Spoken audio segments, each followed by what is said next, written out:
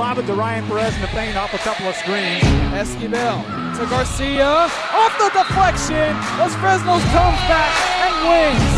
Now Santa Maria will put up a three. Bang! Santa Maria! There's Warner. Here comes a headed jam. Counted for two. Field. Adios! And the Falcons win on a walk-off.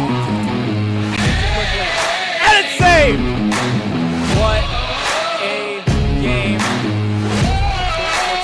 Smack to the left. That is gone. Lob for Perez. That's my play. Off the backboard. Count it. And a win. And a win. Ryan Perez wins the game for the Santa Rosa Warriors, and they go nuts. And why not? Live once again back here at Luke Fruia Motors on a beautiful Wednesday, talking sports again with Jacob Young here at Luke Fruia Motors. And this is going to be a very fun show. Luke Fruia, Buick, GMC, and Cadillac. Of course, if you're in the market for a new car, shop here in Brownsville, Texas. Yeah, it's officially 2 p.m. on this beautiful Wednesday, March 5th, 2025. And, well, let me tell you something. It's a great day. It's a great day to be an Aggie, great day to be a Spurs fan, great day to, of course, even be a Samantha Tan Racing fan and just a person who follows them a lot, because all they've had themselves a pretty solid weekend as well as a pretty solid night last night. We'll get into that with, of course, your college basketball update, your final college basketball update before we head into tournament play a week from now.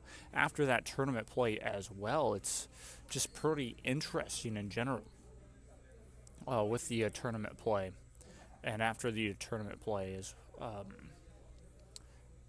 we get into literally March Madness. We get into the start of the tournament. That's basically what I'm trying to say, and that's very exciting because a lot of teams that are on the bubble. But of course, we'll start off with talking about Rio Sports Live Network and what we have going on this week. Really easy to put down. Baseball season is in full swing as well, so we'll have some baseball, I believe a baseball showcase for you all this weekend. On Thursday, Friday, Saturday should be in Rio Hondo, if I'm not mistaken. If not Rio Hondo, maybe Edinburgh with their showcase as well. There's a couple of baseball showcases before we go full swing into district play, because that is very, very, very soon from now, which is very exciting. That's one thing that, of course, Rio Sports Live Network I know will focus on the most coming up here very soon, because, well, this is kind of it is the full week of week of soccer this week, because just everyone plays, and then of course that following week we have a couple of games for you all, but for the most part a lot of districts have already been decided in that sense. A couple of districts are still open on the boys and girls side. But, of course, we have, right off the bat, we already have ourselves an official district champion all alone. They didn't just clinch a share of the district and have a chance to clinch the rest. Ooh, excuse me. No, they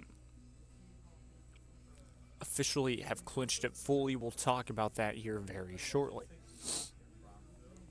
Talk about the games last night as well that are officially updated for this your soccer side, and we'll start off with the boys soccer side on, well, we'll give you all a treat. Start off with 32-5A here very shortly, because there's a lot to talk about on that side. So here's your updates.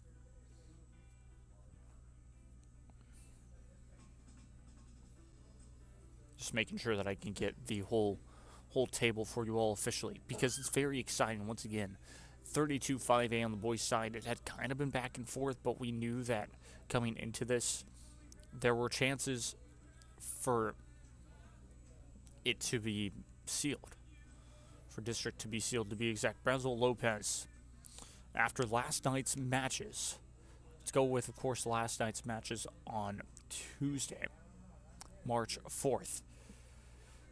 Well, Brownsville Pace are able to defeat Donna North 2-1, with Brownsville Rivera 8-0 against Mercedes. Then Brownsville Lopez 9-1 against Ed Couch Elsa. Brownsville Porter win 5-1 against Weslaco East, and Harlingen South get a shutout. They end up winning 1-0 over Donna High. How does that affect the table here coming into this? Well, really the final 3 matches for all of these sides as we look at it again. Well, really actually take that back. The final 2 match days coming up very soon, Friday and Tuesday of this coming week. Anyways, how does that affect the table? Well, Brownsville Lopez, they hold the lead with a 68 goal differential, 45 points. Brownsville Porter with a 32 goal differential, a plus 32 goal differential, I should say, with 38 points. Tied in with at third place because of the goal differential, 38 points. And then Brownsville Rivera holding the final playoff spot at the moment with 31 points. That is still technically, I believe, open, but Brownsville Pace will have to score a lot of goals. That's almost mathematically done and dusted for the 4 spots that will be, for the 4 teams that will be going through. Brownsville Pace don't look like they will be the ones making it into the final 4th spot. It will most likely be Brownsville Lopez, Brownsville Porter, Harlingen South, and Brownsville Rivera from 32-5A on the boys' side going into playoffs, of course, with your final 2 matches, Friday and Tuesday. But we go into it very quickly. Here's where things lie. With Brownsville Lopez, they get that victory. Remember, Brownsville Porter for 38 points. Do they have a chance at District? 2 games, they would need, well, they would have to win out, get 6 points. And they would still be short by 1 point. So Brownsville Lopez have officially won District in 32-5A boys soccer as well. They have won the full district by 1 point, because if you were to do the math once again, 45 points Brownsville Lopez lead. If they were to lose their final 2 matches, let's say, and Brownsville Porter were to win both matches, they would still be 1 point short. They would get to 41, and then they would get to 44, leaving Brownsville Lopez with the victory. That's the same thing with Harlingen South and Brownsville Rivera are too far behind to even be considered for district. So that's the interesting part. Very exciting once again. So we go back into it. This is a lethal, a dangerous playoff. These are all dangerous playoff teams. You look at 31-5A, and if you were to put, let's say, even Brownsville Pace in 31-5A, where would they probably end up finishing? Probably end up finishing top 3 in district, at least, with a chance at, the top spot against Cherryland High School. That would be their toughest opponent. So really, yes, you look at it, it's technically a weaker district in general when it comes to soccer on the 31-5A side, on the boys soccer side. And we'll talk about it, of course, on the girls soccer side. It's the same way. But either way, Brownsville Lopez, they will win district outright and get the number 1 seed officially. Moving on. On District 32-5A girls soccer, how will this be kind of taken? Well, let's talk about the last night's matches. Donna North are able to shut out Brownsville Pace 8-0. Brownsville Porter win 3-1 over Weslaco East. Brownsville Rivera win 4-0 over Mercedes. Ed Couch also won 3-0 over Brownsville Lopez, and Harlingen South won 3-1 over Donna High School. What does that have in store for us here on the 32-5A girls soccer table? Harlingen South with 47 points. At Couch Elsa with 37 points, and Donna North with 35 points.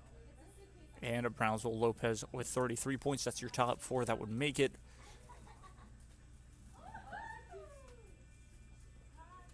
Of course, Brownsville Rivera still have a chance of making it to the playoffs. They have to win out and hope that Brownsville Lopez slip up and lose at least, I believe, one of their matches in order to have a chance at district. Remember, 2 matches remain in District 32 5A, both girls and boys soccer. So that's very interesting in itself. But Harlan and South will officially take district. They are up by 10, and if you were to put in 6 points, they would still be behind. So Harlan and South have won district outright officially, and Couch Elsa are fighting for the second spot against Donna North and Brownsville Lopez and Brownsville Rivera. They still, even Brownsville Lopez, have an outside chance of getting that second place. But don't count out Brownsville Rivera. They just need one side to really slip up, and that would officially be really their best chance would be Brownsville Lopez to have that happen. Either way, that is your deal so far, which is very exciting in the sense of what is happening here very soon. Because playoffs, well, we'll talk about it, it's by district playoffs, and this is why this is very interesting to really talk about. It wasn't as this year's district fight wasn't as close as people would have necessarily anticipated for this district in general, but that's just, again, 32 5A girls soccer. Now we're going to switch things up real quick and go to District 31 5A girls soccer before we head to a quick break, and then we return talk about 31 5A boys soccer. Why would we do that? Well, it's very interesting. We kind of ended with the girls soccer side, so we'll start off with the girls soccer side on this one. But it's very interesting because, again, we talk about the final matches this Tuesday. And yes, in this district, technically there are 3 matches left for everyone.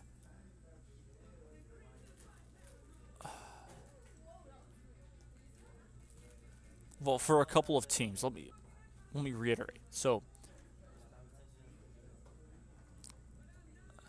Sherryland Pioneer and McAllen Memorial will only have byes coming up for the next 2 matches. I guess for the next 3 matches, you also have PSJ Southwest having a bye, which doesn't necessarily matter in the swing of things. We'll talk about that a little bit more. But again, game 15, Tuesday, March 4th. What happened there? Sherryland Pioneer get defeated by Sherryland High School 2-1. Very interesting. Sherryland High School sweep Sherryland Pioneer High School in both matches at home and on the road at Richard Thompson Stadium and back at, well, once again, Sherryland Pioneer soccer field. But then that next match over there, this is the key match that everyone was really kind of keeping their eyes on for the reason of exactly what would happen for McAllen Memorial taking on PSJ Memorial. Most likely that would be a shutout and that would be a win. That's exactly what ended up happening. 8-0. McAllen Memorial beat PSJ Memorial. So we go back to it. Mackay and Edinburgh Villa. What was that match like? Well, very, very intense match. Coach Arnie needed this victory in order to keep their district hopes alive and even potentially having a chance to, depending on how games went, coming down to the final match and potentially sharing district, probably only getting the second seed, though. It was an outside chance of that happening, and sure enough, this is exactly why. If Mackay were to drop 1 point, 1 single point, the district race is over. Sure enough, Mackay play Edinburgh Villa. They draw in regulation. You both get 1 point. McAllen Memorial, if they get a win, those 3 points, well, they'd go to 42. Mackay were already at 30 points in district. So they needed every win that they could possibly get, and they needed, of course, a drop from McAllen Memorial in general. But McAllen Memorial could have clinched it with, one match to play. So instead, they clinch it with 2 matches to play. Because Mackay do get the win, they get 2 points, but that 1 point drop was enough to make sure that it was done and dusted officially. And McAllen Memorial, what does that look like with all those matches played? With a plus 60 goal differential. McAllen Memorial 42 points, Mackay 32 points, Sharyland Pioneer 25 points, and Nicky Rowe 24 points. That loss of, well, really 2 points for Edinburgh Vella.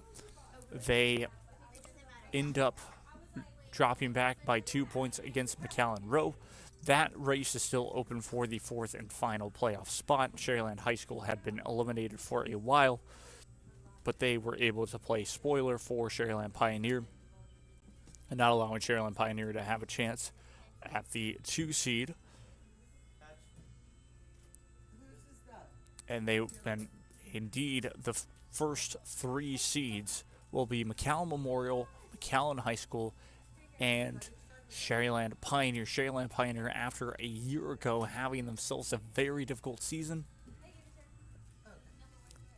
sure enough, they put themselves in the playoffs as a 3 seed, and now we're just waiting on that 4th seed where it's still open for that final spot. And again, whoever wins this, they play against a 1 seed of the 32 5A school, and that is a lethal 4th seed for 31 5A.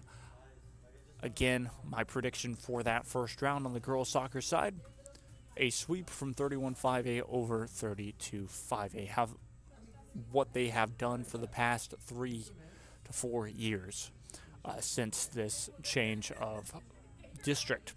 So very exciting. That is how exciting this has been for district, and sure enough, just like we mentioned, McAllen Memorial, they win district for the first time of being able to go back-to-back on a district champion. 6-time district champions, I believe, is what they posted as well. And that will be a special senior day this Friday. Of course, Kennedy Kaiser will still be back the following year, and that team will still be as lethal as ever. But that only means that McAllen High School will get stronger and stronger. They have a lot of younger players on this side, so yes, I do expect them to do very well. Hopefully that they can get back to the regional semifinals, but I think that is, of course, that would be your goal. I don't expect Mackay at least to make it further past there, just because they are a young team that need more experience, and a year later down the road, they really will have a chance to go back to state for the first time since I believe they were at 6A in 2018, 2019. So that's kind of, what I'm thinking of in that sense. Very exciting stuff once again. Those are your top 3. 4th seed is still open, Nicky Rowe and Edinburgh Vella, but Nicky Rowe have the upper hand with, I believe, the goal differentials only 2 goals, by the way. Just like the points being, 26-24, the points being 24-22. And so let's take a look at both of these teams' next matches. For Game 16 Friday, Nicky Rowe will play Sharyland Pioneer. Very difficult match. Who does Edinburgh Vella have to play? Sharyland High School. Both don't have the easiest cakewalk for that match. Edinburgh Vella need to win in order to keep their hopes alive. Nicky Rowe, same deal, to keep that at least 2-point lead. If they do draw in regulation, that will be a different story. So very exciting in general. Then that's Game 17. Game 18 will be Friday, March 14th. So this Friday, let me be clear, Game 17 as well. Edinburgh Vela play at Nicky Rose, so they still have to play each other one last time, and so that will be the kicker. Whoever wins that one, I believe, will get the spot, but who possibly knows if, of course, both win this upcoming Friday. If I had a feeling, we will most likely try and get the Tuesday, March 11th match at Edinburgh Vela for you all, and that will be a big one for the girls soccer side of things. And then the final match, of course, Friday, March 14th, game 18. You have Mackay and McAllen Memorial. Very exciting look once more. Either way, we'll take a quick break. We'll be right back. When we return, we will talk about the boys soccer side of things on the District 32 5A to see, or sorry, the 31 5A to see how both of those sides will measure up. We'll be right back after this. Stay tuned. Business owners, we have you covered. Monday through Friday, 8 a.m. to 5 p.m. South Padre Island. Enjoy endless activities for all ages. Then dance the night away with live music. Savor fresh seafood and discover unique food trucks and shop our charming boutiques. What are you waiting for? Escape the everyday at South Padre Island.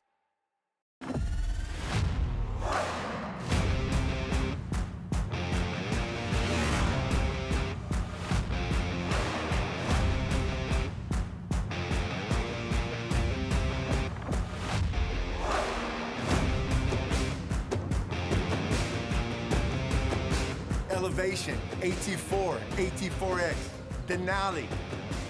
Case closed. Fruia GMC, we're professional grade.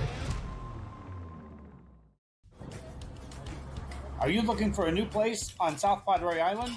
How about Starney's Hot Dogs and More? These dogs are delicious, and they're made the way you want to order. A new place on South Padre, Starney's Hot Dogs and More. Stop by today.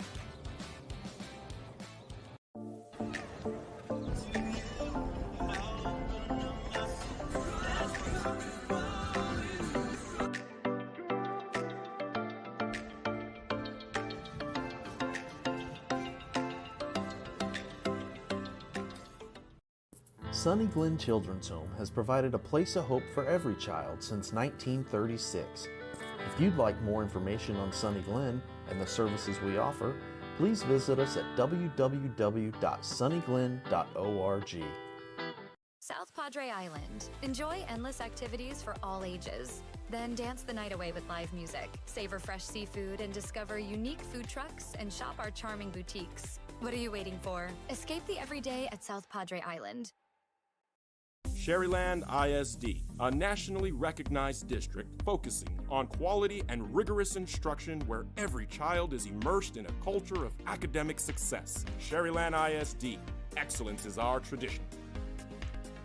When you study local at Texas Southmost College, you can choose from over 50 associate degree programs, certificates, and workforce training programs, all at the most affordable cost in the Rio Grande Valley. Transfer your TSC credits to a university or start a new career, like Kat Gomez, who graduated from TSC and is now patrolling the streets of Brownsville and serving her community. Register now at tsc.edu/register and study local at Texas Southmost College.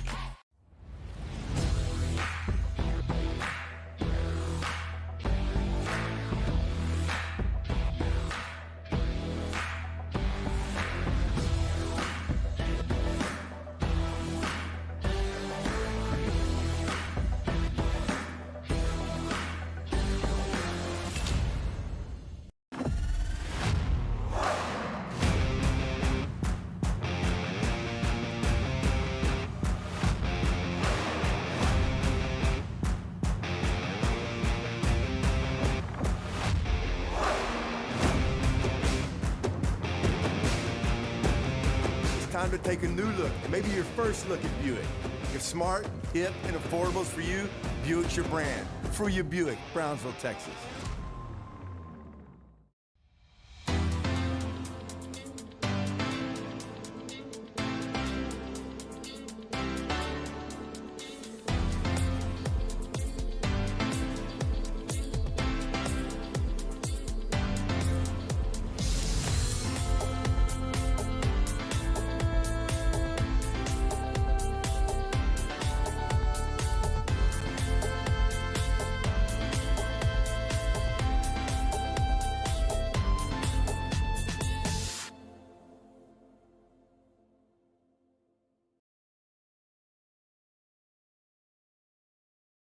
Truck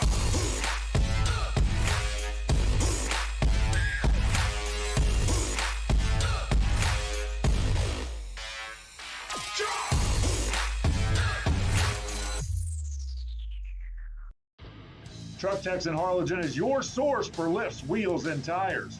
Talking trucks of any size, any model, and any year. Specializing in accessories with top-of-the-line products to bring that special look to your truck in a professional way. Lifts, wheels, and tires with financing available. So back we go once again from Luke Fruia, Buick, GMC, and Cadillac, of course, in Brownsville, Texas, on a beautiful Wednesday afternoon. It is officially 2:25 p.m. here on March 5th, 2025. And again, it's been a phenomenal day and a phenomenal show so far. We're talking more and more about, well, soccer. We've already covered 32 5A boys soccer. We've already covered 32 5A girls soccer. We've already covered 31 5A girls soccer. Now we're covering 31 5A boys soccer, and this is very exciting because it's getting closer and closer to the end of the season. What does that mean? Very simple. It means this one and only thing, that the chance, or well, not the chance, but by district playoffs is around the corner. Both of these two districts play against each other in the by-district round.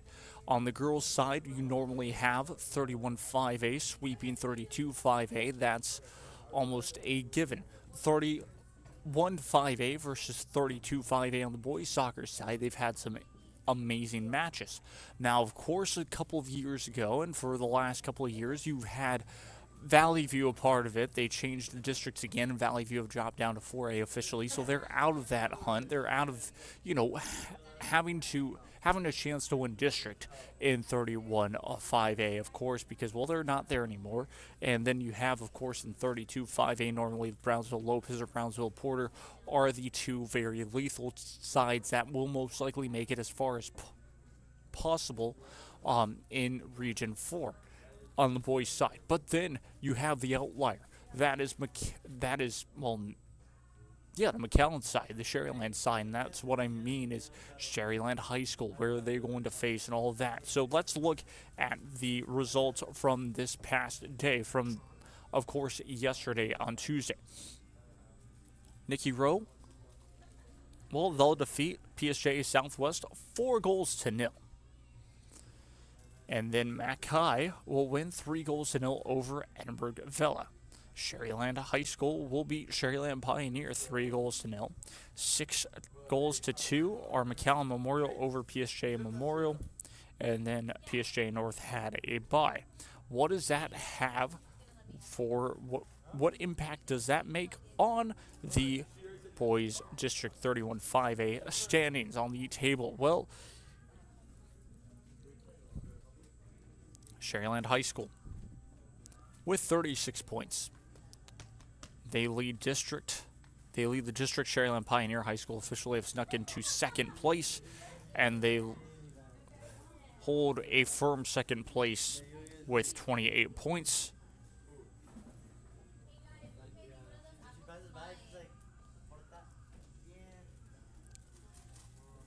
And I believe Sherryland High School, they have held district. I believe they will win district officially because of the fact that, well, Sherryland Pioneer only have 2 matches. And, well, for McAllen Memorial, they also only have 2 matches coming up. And so I believe Sherryland High School have also clinched their district as well as the 1 seed. Sherryland Pioneer and McAllen Memorial will still fight for that 2nd seed. Both of them don't play against each other, but how close the points have been, it's 28 and 26. Then Mackay with 25 points, they're still in the mix to get that 2nd seed, but right there with 24 points is 5th place. So really, the only real secure place is Sherryland High School with the 1 seed, and no one else truly has a spot in the playoffs or has clinched the playoffs just yet of how close this table has been. They've been beating up on each other, per se, as in, well, just it's been that close of matches, of couple of draws that have really helped this sort of chance. Because you look at Nicky Rowe, they're only, with 24 points, they're only 2 points off of even third place. Not even talking about 1 point off of fourth. And then on top of that, only 4 points off of Sharyland Pioneer in second. Like we said, 36 points. An 8-point advantage is, I believe, enough for Sharyland High School to have officially clinched because they have a game in hand against Sharyland Pioneer. Let's make sure of that. Sharyland High School in Game 16, they'll play against Edinburgh Vela. Game 17, they'll play against none other than PSJ Memorial. Game 18, they will play against PSJ North. For Sharyland Pioneer, they play PSJ Southwest. And then they also play against Sharyland Pioneer will play against Nicky Rowe. So I might actually be wrong on this. Nope, there we go. Game 18, Sharyland Pioneer have a bye, and Sharyland High School have already taken their bye, and so they don't have any more games that they are forcibly having to take a bye week out of. So you put that into perspective, Sharyland High School have clinched. Now on that note, the interesting part is how close this race is just for a playoff spot against the second seed. Could be anybody, and now I'm really thinking that this can be a very dangerous 2, 3, 4 seed in the 31-5A. We might be talking about closer matches than we're anticipating, and 32-5A might be in for a world of surprise if they don't take these matches seriously, as in if they think that they'll just ride over a 4 seed, if they'll ride over that 3 seed or 2 seed or anything because they're from 31-5A and because the Brownsville schools and just that lower valley district is always known to get to that regional semis and final. So all I'm saying is District 32-5A have to be careful when they play in the bi-district round of playoffs, because we could be looking at 2 from each side going into the area round playing the Corpus Christi schools, and technically also if some of the 35A schools make it through, which who would those 35A schools be? Well, you'd probably be looking at the La Jolla schools, and that would be from, and of course a couple of the Laredo schools would probably make it through as well. That's kind of that district. But again, 30 and 29 meet against each other, so you will probably have like a Flower Bluff make it through and all of that fun stuff in that second round. Then you have the regional quarters, then the regional semis, then the regional finals, and then you have state. So state is not too far away as well. That's only in April. That's only really a month away, which is very, very exciting. It is playoff soccer time in the RGV just about, so it's going to be very interesting to talk about once that all starts up, because unfortunately for Real Sports Live Network, we're not allowed to cover it from, of course, UIL, but we have people like myself that are able to help out BISD if some teams make it down there because of how much of a partnership we have with them, and sometimes that does happen, so to speak. But of course, like I said, Real Sports Live Network will not be covering those playoff matches, but keep a lookout for us when it comes down to charter school playoffs, because that could be a different story in the end. Either way, that's how close this playoff race is. I'm very excited about it as well. We're going to take one more break. When we return, we will switch gears and we will talk about a little bit of college basketball, get you all updated on who's where, who may make it through to the dance, who's going to be that first team to first 4 teams and next 4 out.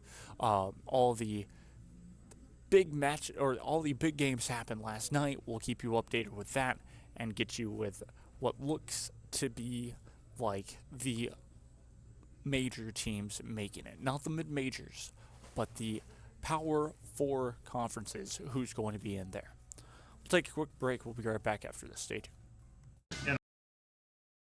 In Arlington.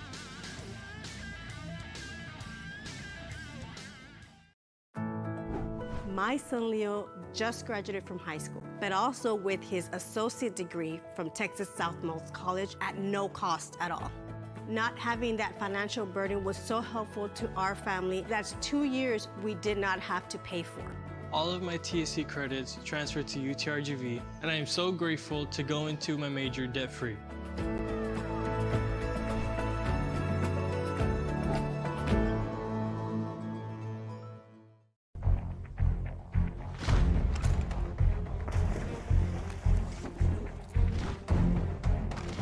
At Marine Military Academy, we educate those who dare to achieve. Those eager to control their future before it controls them. Those who can follow a path so they can eventually make their own. Those ready to join in order to stand out. Welcome to MMA, forging tomorrow's leaders. South Padre Island. Enjoy endless activities for all ages. Then dance the night away with live music, savor fresh seafood, and discover unique food trucks and shop our charming boutiques. What are you waiting for? Escape the everyday at South Padre Island. If you or someone you know is planning to retire within 6 to 12 months, please call Joe D. Garcia. Federal, city, county, state employees, and small business owners, we have you covered. Monday through Friday, 8 a.m. to 5 p.m. Call Joe D. Garcia from Blanket Retirement Services, 956-276-4943. I'm Joe D. Garcia. And I'm Rolando Trevino. And we are Blanket Retirement Services. We have you covered. Graduation time. Time to make some decisions. What's next? Can I afford to continue my education? What are my options? At Brownsville ISD Career and Technical Education, you can graduate from high school with a certificate and or license ready to go to work, debt-free. We have a wide range of programs for every student ranging from audiovisual, law enforcement, STEM robotics, electrical, welding, pharmacy, patient care tech, and many more to choose from. That's why Brownsville ISD is the best choice.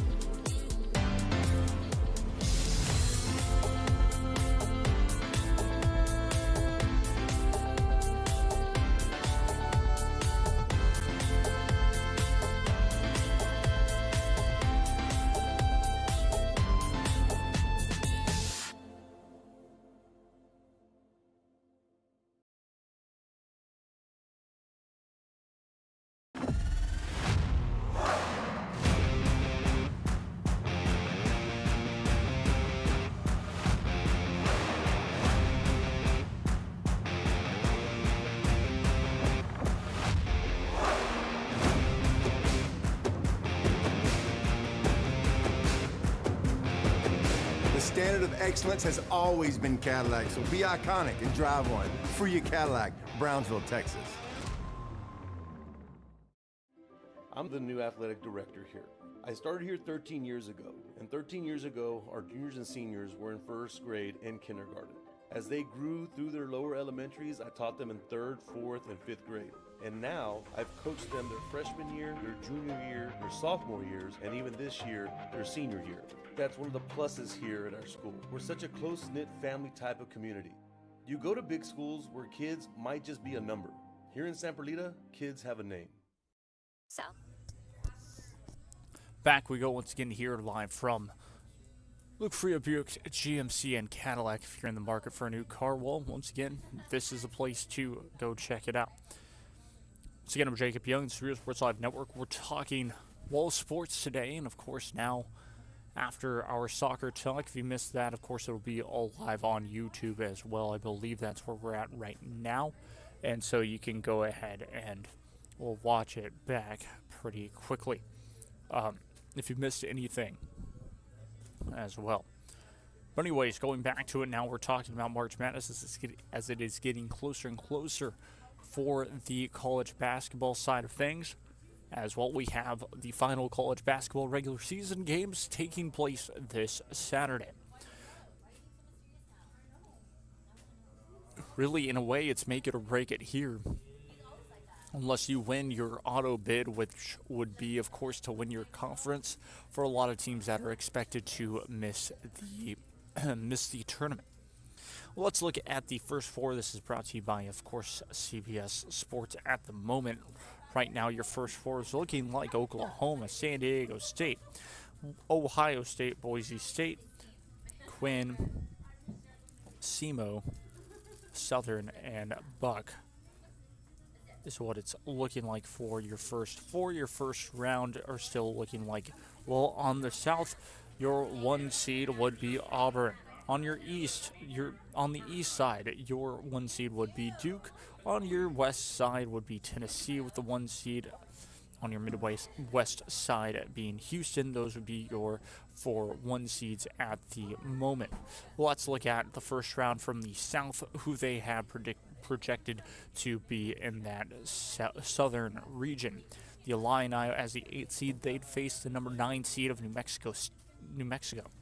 The 5th seed of Clemson, they'd face the 12th seed of Liberty. Iowa State and High Point. Of course, this is all just projections. Once again, let me state that very clearly. Nothing has come out.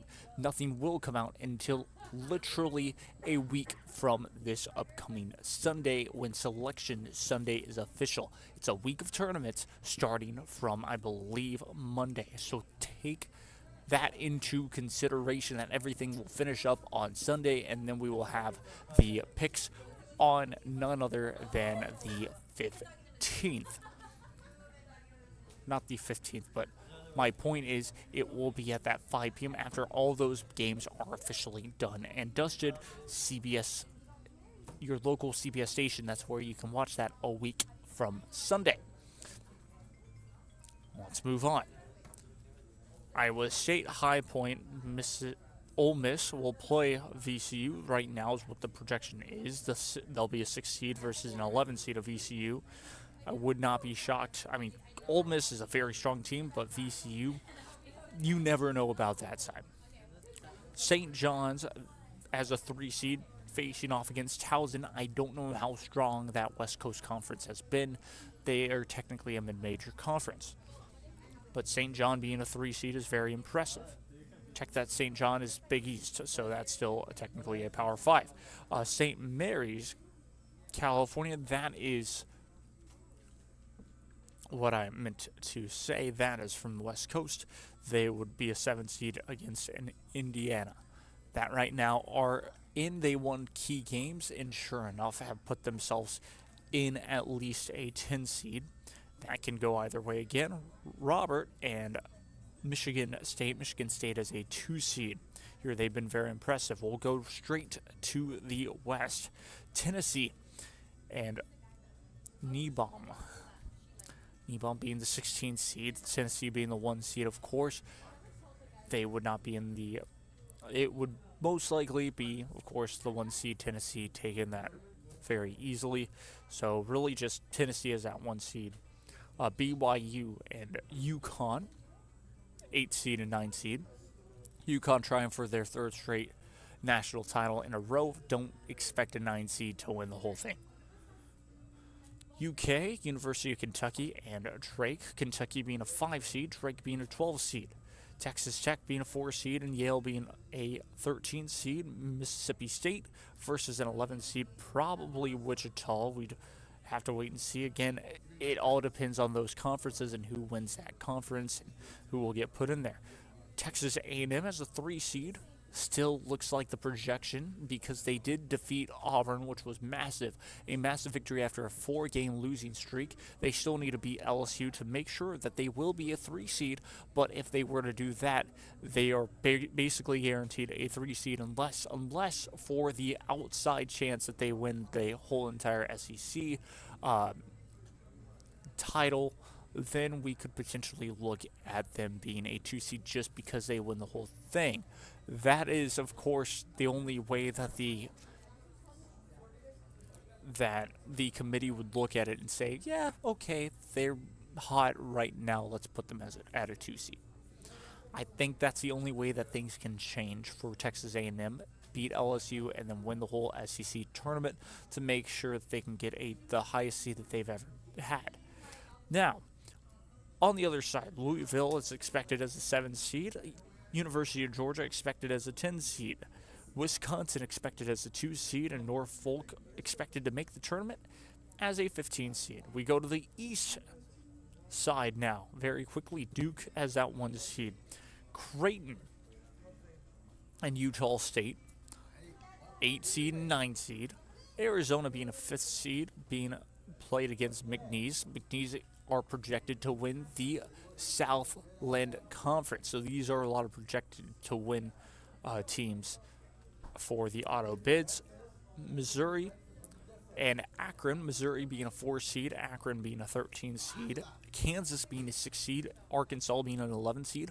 Would not be shocked to see Kansas have a first round exit. Purdue and Chattanooga. Purdue being a 3 seed, will be expected to face off against number 14 seed Chattanooga. And then number 7, Maryland and West Virginia being a 10 seed. Alabama as a 2 seed, they are not expected to get the 1 seed versus Southern Alabama. That would be an easy victory for Alabama. Now the Midwest, very exciting to hear. Your 1 seed, of course, like we said, Houston. Then they would face Bryant. An easy victory for Houston to move on. But we have seen once in a almost century is what it feels like, but once in a long looming while do we ever have a 1 seed get upset by a 16 seed. I don't expect that to happen this year. Now Vanderbilt and Gonzaga, 8 and 9. Vanderbilt being an 8 seed, Gonzaga being a 9 seed. You talk about this. They don't expect Gonzaga to win the tournament. That is expected to go to St. Mary's, California. And Gonzaga have not had the best year, but they have had enough of those non-conference games that have been played against power teams that they have won to be considered into the tournament. Now Oregon as a 5 seed versus Cal San Diego. 5 seed as Oregon, 12 seed for Cal San Diego. Marquette being a 4 seed versus Lipscomb being a 13 seed. Memphis would get a 6 seed. They'd play against an 11 seed. Who's to be decided? Of course, not even the experts know who that could potentially be. Then you have Northern Colorado facing off against Michigan. That's a 14 seed versus a 3 seed. Michigan being the 3 seed.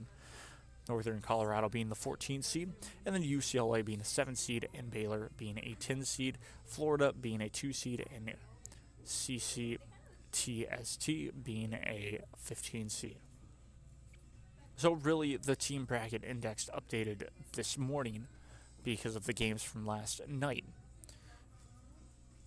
This is the important thing to take into consideration. On the bubble still are Georgia, San Diego State, West Virginia, Arkansas, Baylor, Boise State, Cincinnati, and Indianapolis, or Indiana.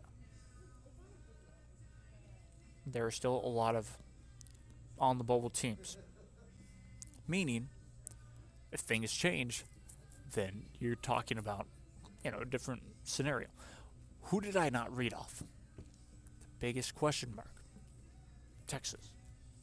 The University of Texas are not expected to make the dance this year. They will probably be a top seed in the NIT if they decide to take it. This is an interesting thing that I've noticed and I've seen, which is it's not shocking, but it's just, it's insane. Because you look at this from every angle possible. The University of Texas, and this is true, it's the same thing with Texas A&M. It's the same thing with Baylor. It's the same thing with Texas Tech.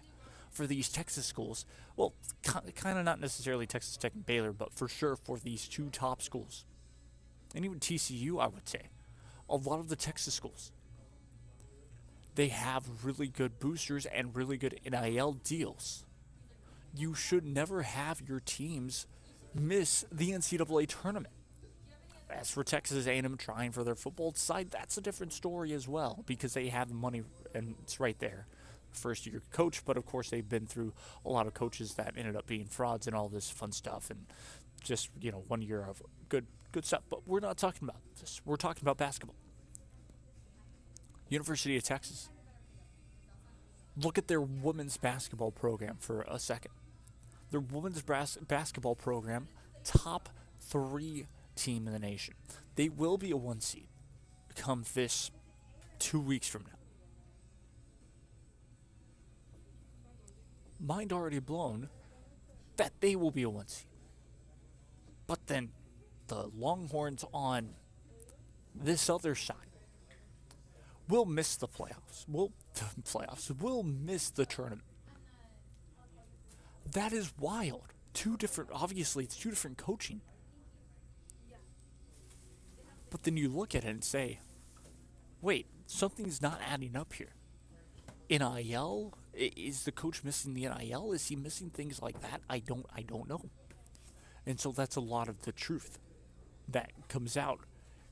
And that's something for Texas to have to figure out themselves, because most likely we're going to see their head coach gone this right after the season when they miss it.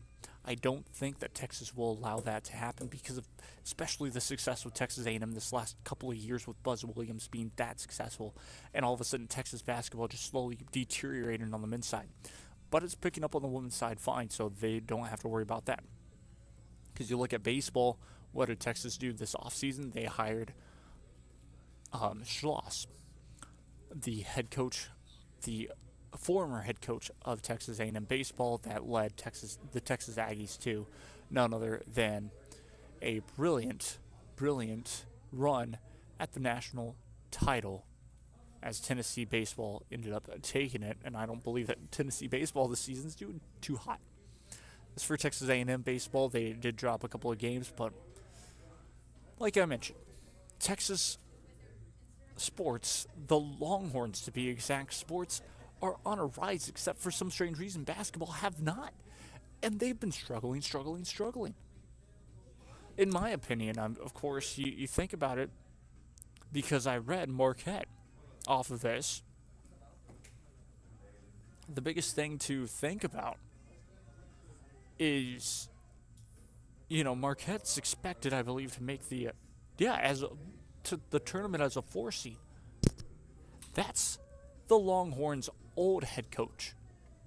I don't know how they let him walk. I believe they probably just did not match his contract, and that's been for a couple of years, but they just haven't been the same since.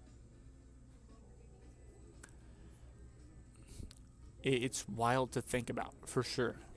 But that's your breakdown on this side. Very exciting stuff. Again, March coming down to the wire for college basketball. Always fun.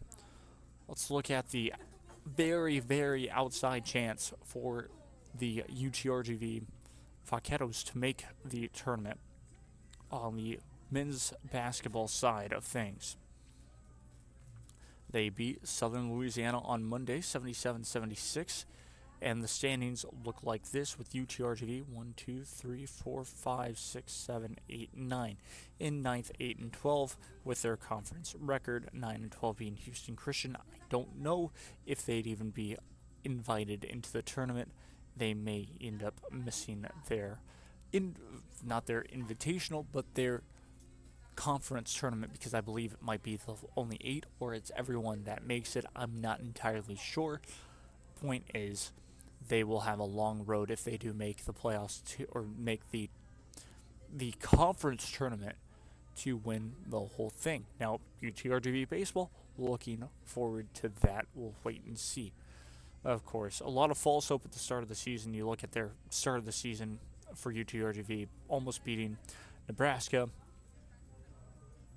losing by about 20 to Nebraska, losing by less than 10 against Creighton, beating this team called Champion Christian 110-60, beating Charleston Southern by 86-76, a 10-point win, beating Tennessee Tech, and then losing by 3 to Wisconsin, number 12 Wisconsin, by the way. And then all of a sudden just not performing when they needed to. Unfortunate. Maybe next season for the UTRGV Vaqueros, but that's your update there very quickly.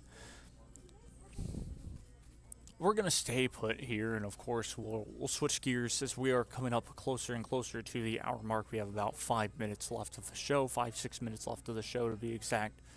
And again, one thing that I really want to touch up on as well was, this past weekend. This past weekend, of course, was the NASCAR at Circuit of the Americas weekend, but they had a special series in with it because, well, an interesting fun fact, NASCAR owns IMSA. So if you ever think of it and you ever don't like NASCAR, but you like, of course, sports car racing and all that fun stuff, remember, NASCAR owns that side of things for IMSA, the International Motorsports Association. It's interesting to add on to this because, of course, there's multiple series in between that whole thing. This one is particular. It's called the VP Racing Fuels Sports Car Challenge. What does that entail? It has LMP3s, it has GT3s, and it has GT4s. What are the differences of each? LMP3, well, it stands for none other than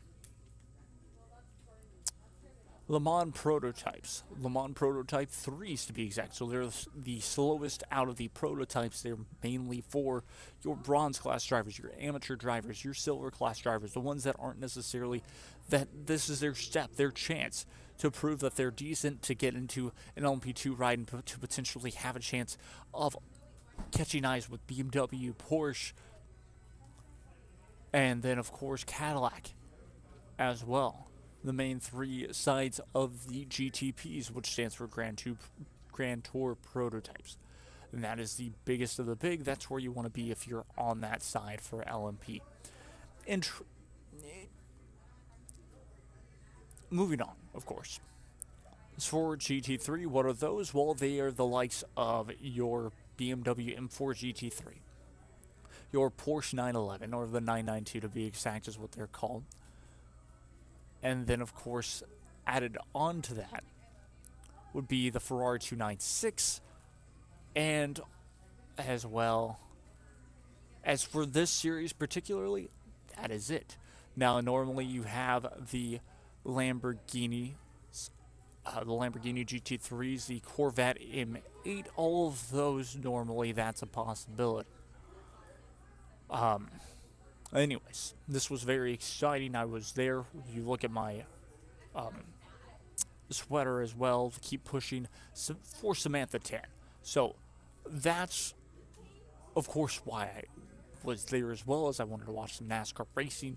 Not that big of a deal. It was very cool to hang out with her and to just follow along with the weekend, knowing that last year she swept at Circuit of the Americas for the series of GT World Challenge Americas, which is under a completely different branch and would take me another hour to get through. Point is, the two races, congratulations to her, winning both of those races, winning both of those class victories for herself, finishing 5th and 4th overall, I believe, in the race, but winning her bronze class, which is the key thing that she wants to do. If you win the bronze class championship, you have a really good shot of moving up in the ranks, especially on the IMSA side, to potentially a big race. I believe if you win your class in that, you get an open invite to the WeatherTech Sports Car Challenge, especially in GT3. I believe that's one of the prizes. So this is a big year for this team. I'm looking forward to following her along. Hopefully one of these days as well, we will push and make sure that we can have her on virtually at least, because her story is phenomenal to listen to. The whole team story is great. She's had a lot of success. She had a little bit of, down to start her career off, but then made the best of it, and all of a sudden, ST Racing have become this lethal competitor in sports car racing. And it's phenomenal. She gets those 2 podiums and wins. Absolutely phenomenal. So congratulations to her once again. But yeah, that'll really do it for this show, wrapping it up.